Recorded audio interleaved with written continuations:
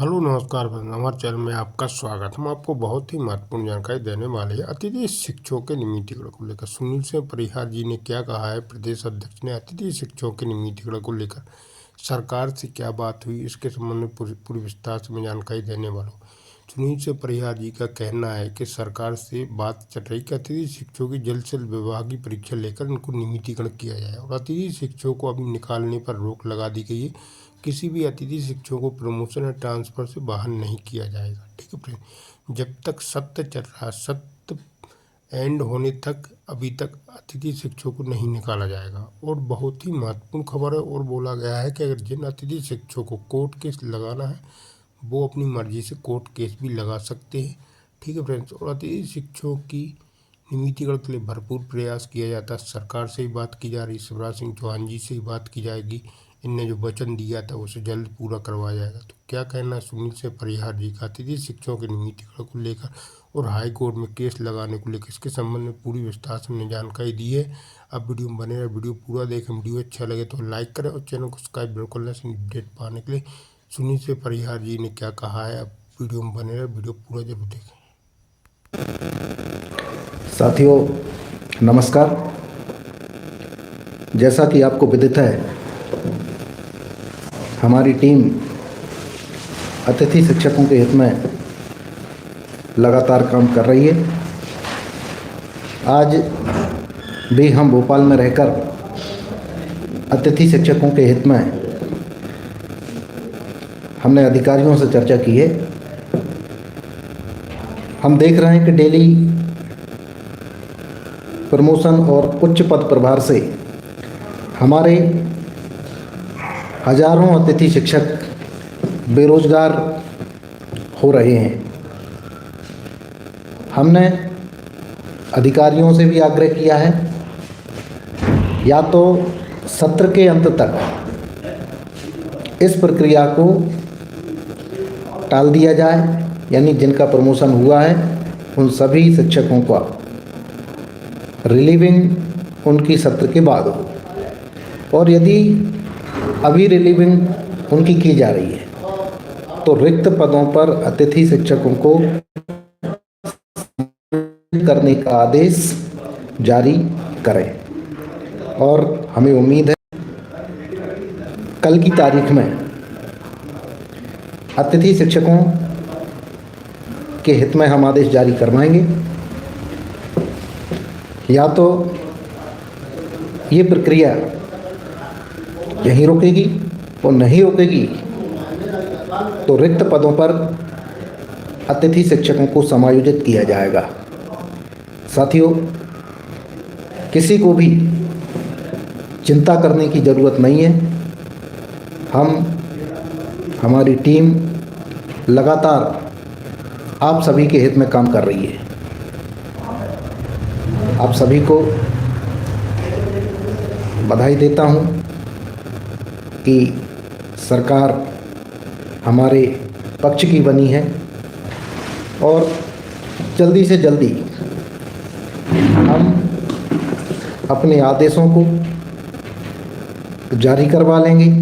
Promotion प्रक्रिया पर भी या तो इस प्रक्रिया को यहीं रुकवाएंगे, सत्र के अंत तक आप सभी को सेवा करने का मौका मिलेगा। और प्रमोशन यदि होता भी है, उच्च पद प्रभार यदि मिलता भी है, तो रिक्त पदों पर कहीं ना कहीं आप सभी को एडजस्ट करने की तैयारी भी हम पहले भी करवा चुके हैं। अभी भी अधिकारियों से आग्रह किया है, और माननीय मंत्री जी से, मुख्यमंत्री जी से, उनसे भी आग्रह करेंगे कि किसी भी अतिथि शिक्षक को बेरोजगार न किया जाए। जो बरसों से सेवा करते आ रहे हैं उनको पुनः सेवा का अवसर मिले, और किसी भी स्थिति में उनका रोजगार न छीना जाए, ताकि उनका भरण पोषण, उनका परिवार आसानी से चलता रहे। दूसरा, कोर्ट केस की बात आ रही है। बहुत सारे लोगों के फ़ोन आते हैं कि सर कोर्ट केस में हमको शामिल होना है कि नहीं होना है। तो जो केस लगाया है, काफ़ी लोग ये कह रहे थे कि गुप्ता जी ज़्यादा फीस ले रहे हैं। भाई, व्यक्तिगत केस उन्होंने लगाया है, आप लोगों को शामिल होना है तो बिल्कुल शामिल होइए। और जिनको शामिल नहीं होना है मत होइए, किसी से ज़बरदस्ती किसी से नहीं है। गुप्ता जी ने भी किसी से नहीं कहा कि आप बिल्कुल उनके केस में शामिल हों। जिनको नौकरी चाहिए बिल्कुल शामिल हों। और बहुत सारे लोग आरोप प्रत्यारोप लगाते हैं, तो ये सब तो चलते रहेंगे। इन चीज़ों का हम लोग ध्यान देते भी नहीं हैं, हम अपना काम करते हैं। तो आप सभी जिनको लगता है कि नौकरी करना है, अतिथि शिक्षक से शिक्षक बनना है, तो सभी तरीके से हम धरातल पर भी काम कर रहे हैं, शासन प्रशासन के भी संपर्क में हैं और ज़रूरत पड़ी तो कोर्ट में भी जाने की तैयारी है। उन्होंने याचिका लगा दी है। जिनको शामिल होना है बिल्कुल उनसे संपर्क करें और कोर्ट केस में भी भाग लें, ताकि न्यायपालिका की तरफ से भी हमको मजबूती से अपना काम करवा सकें। और सबसे अच्छी बात है, जो सरकार बनी है, इसी सरकार ने महापंचायत में अतिथि शिक्षकों के हित में बहुत सारी घोषणाएं की थी। तो निश्चित रूप से लोकसभा चुनाव से पहले हम सभी का प्रयास रहेगा कि हम सरकार से आग्रह करके, आवेदन निवेदन करके अपने आदेशों को जारी करवा लें। और जिला स्तर पर बहुत सारी विसंगतियां भी देखने को हमको मिल रही हैं। बहुत सारे लोग आज भी भटक रहे हैं कि हमारी ज्वाइनिंग नहीं हुई, पिछले साल काम कर रहे थे लेकिन आज तक हमको उनको ज्वाइनिंग नहीं मिली। आप लोग सिस्टम से शिकायत नहीं करते। यदि इस तरह की दिक्कत है तो डीओ कलेक्टर उनको पहले आवेदन दे के रखें। 1-2 बार आवेदन दें, शिकायत का निराकरण नहीं हो तब आप उसको ऊपर भेजें। बहुत सारे लोग सिर्फ इंतज़ार कर रहे हैं। 2 बार पोर्टल खुल गया, उसके बाद भी उनकी ऑनलाइन फीडिंग नहीं हुई। अब कुछ वही गाना गा रहे हैं कि पोर्टल कब खुलेगा। भैया, जब 4-5 दिन के लिए पोर्टल खुला था तब तक चले गए थे। बड़ी मुश्किल से पोर्टल अभी बीच में खुला था।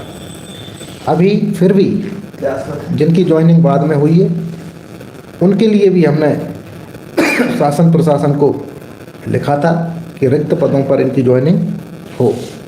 और अभी भी हमारा प्रयास है, जो लोग काम कर रहे हैं, आप लोग यदि आपकी फीडिंग नहीं हुई है और पहले से आप वास्तव में काम कर रहे हैं तो बिल्कुल आप लोगों का ऑनलाइन करवाने का हम प्रयास करेंगे। और नई ज्वाइनिंग यदि है तो उसके पक्ष में हम भी नहीं हैं, क्योंकि हमारे हजारों साथी आज भी बेरोजगार हैं और प्रिंसिपलों ने, संकुल प्राचार्यों ने अपनी मनमानी करके कुछ पुराने लोगों को हटाकर अपने अपने लोगों को सेट कर लिया है। तो उनके पक्ष में हम नहीं हैं। ऐसे लोगों की यदि आप शिकायत करेंगे तो बिल्कुल हम आप लोगों की मदद करेंगे। उच्च पद प्रभार से जो टीचर आए हैं उनके लिए भी हमने आज भी आवेदन दिया है कि रिक्त पदों पर अतिथि शिक्षकों को व्यवस्था स्वरूप उनको समायोजित करने। और आप लोग यदि ऑनलाइन हैं, आपका नाम ऑनलाइन है, तो आपका नाम ऑनलाइन बना रहे।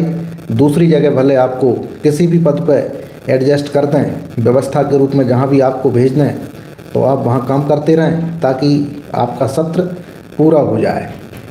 और निश्चित रूप से हम व्यवस्था बनवाने का प्रयास कर रहे हैं।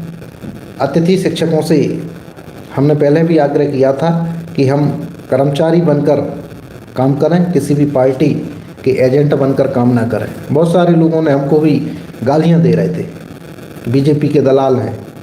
भाई, हमने मध्य प्रदेश का एक भी अतिथि शिक्षक कह दे किसी से ये बोला हो कि आप इनको वोट देना, किसी से भी हमने नहीं कहा। ना तो हमने किसी से ये कहा कि आप, जिसने भी पूछा होगा उससे एक ही बात कही है कि आपकी अंतरात्मा जिसको वोट देने का बोले आप उसको वोट दो।